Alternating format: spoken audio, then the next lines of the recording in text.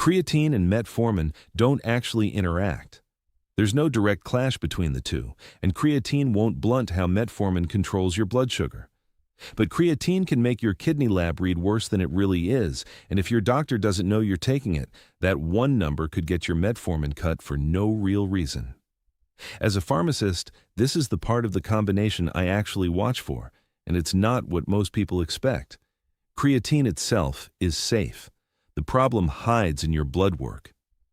So here's the one thing to understand before your next lab draw. Creatine raises a marker called serum creatinine, and that is the exact number your doctor uses to estimate how well your kidneys are working. Metformin dosing is tied directly to that estimate. Here's why it happens. When your muscles use creatine, they produce a byproduct called creatinine. Almost the same word, one letter different. Your kidneys filter it out. Take more creatine, and you simply make more creatinine. Your kidneys are working perfectly fine. There's just more of it to clear.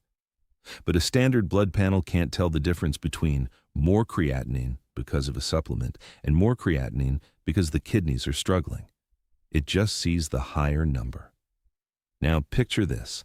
Someone's been on metformin for years, kidney function totally normal. They start creatine for the gym, somewhere between their routine checkups. At the next lab draw, their creatinine is up, their estimated kidney function looks lower, and the doctor, who has no idea about the supplement, sees what looks like a real decline.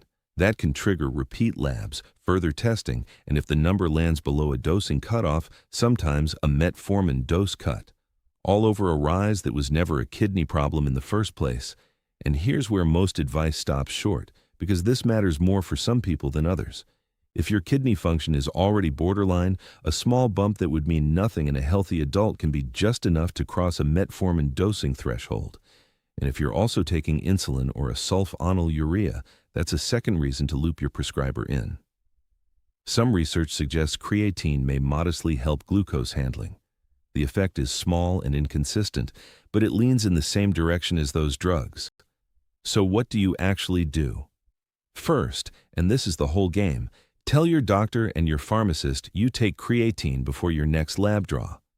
That one sentence lets whoever reads your labs separate a harmless supplement effect from a real problem.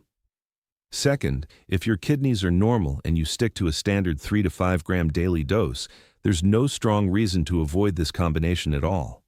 Third, skip the high-dose loading phase if your kidney function has ever been flagged, because loading pushes serum creatinine up more, which just muddies the picture.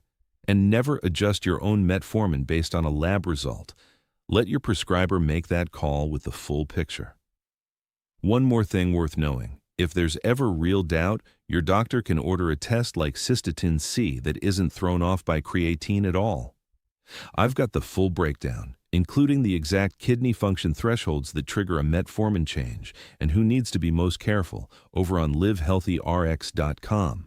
The link is right below this video, and if this was helpful, consider subscribing. I break down a supplement and medication combination just like this one every week.